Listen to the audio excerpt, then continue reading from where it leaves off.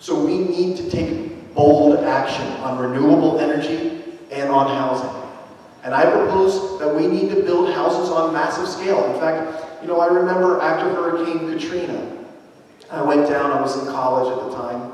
We went down to Musicians Village in the lower Ninth Ward, the worst place that was hit. And we worked on homes.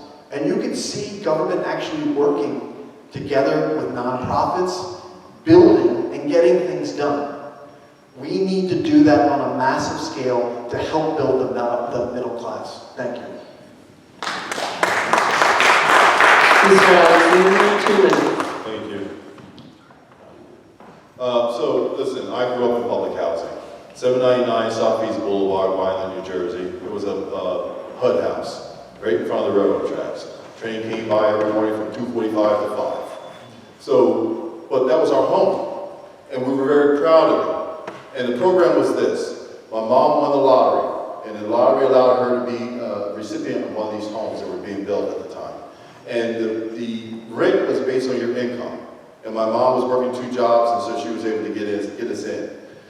The program required you to take classes to take care of the house. Because she was working 2 jobs, 14-year-old Tim was in the basement taking those classes. And those skills transferred for me when I purchased my first home.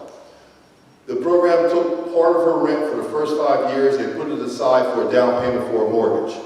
After 5 years, she qualified for a mortgage. My mom purchased her home, and she owned it until she retired and moved down to Georgia. And it's a beautiful little house. Now, a friend of mine is the mayor of Logan Township, and he's putting affordable housing in his town that's gorgeous. Front, back, and inside, not just fake facades.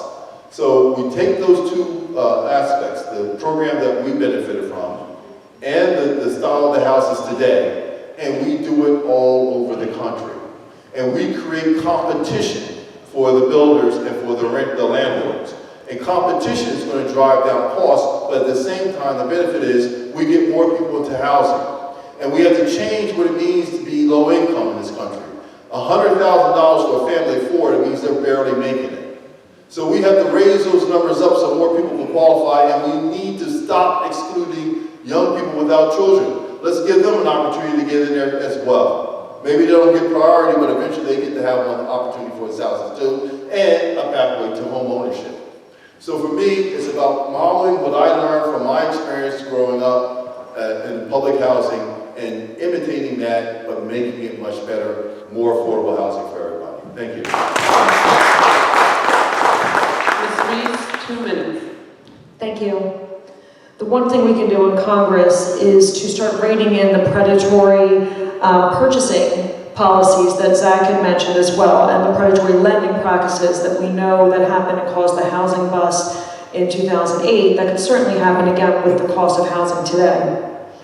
We also need funding to increase supply to meet the demand for housing, and it's truly affordable housing, not what I'm calling low-income housing, but affordable housing that meet meet the wages that people are being paid, which means we need to raise the wages because $15.92 is not enough for somebody to purchase a house per hour, I should say. And those houses that supply what we need to build, they don't need to be mega mansions. I've said over and over again, down the street from where I lived in Northfield, they put up these beautiful townhomes that they said at the low price of $789,000. I don't know how many young people can purchase a $789,000 condo in Linwood. You know, they talked about here in Atlantic City that where Baderfield was, they were going to build beautiful, large, very expensive homes and condos and an F1 racetrack. Well, that doesn't do anything for the people of Atlantic City. Do we really need more homes to attract millionaires to come and live here for a week or a weekend when we really need homes for everyday people? We also need to cap and look at what the rent prices are, because rents are as much as mortgages in some cases, and there needs to be a moratorium on what rent prices are, and look at that as to how much people are being paid. Using investment in multi-use construction, where my son lives in Virginia, the vast majority of the area where he lives have businesses on the first floor and apartments on the second, and they're in a major transportation hub where people can get to work if they don't have transportation. Thank you. Mr. Wagner, 2 minutes. you ask a student today in high school or college, when do you think you'll be able to buy a home? They might say 40, 50, they might say never. To a lot of young people today, home ownership is fully out of reach. Here are some things we can do. Property tax credits that are specifically designed for first-time homebuyers, for starter homes. Not for the big luxury homes, but for starter homes. Clamping down on private equity companies that are buying up houses by the tens of thousands, jacking up prices for working families. That's a model that's great for corporations and it's hard on everyone else. We also need to recognize that tariffs are making it more expensive to build, more inefficient to build. These tariffs are a tax on all of us, and they're making it more difficult for construction to go up. I also think it's important to say that here in Atlantic City, there's been some mismanagement over the years. HUD is involved.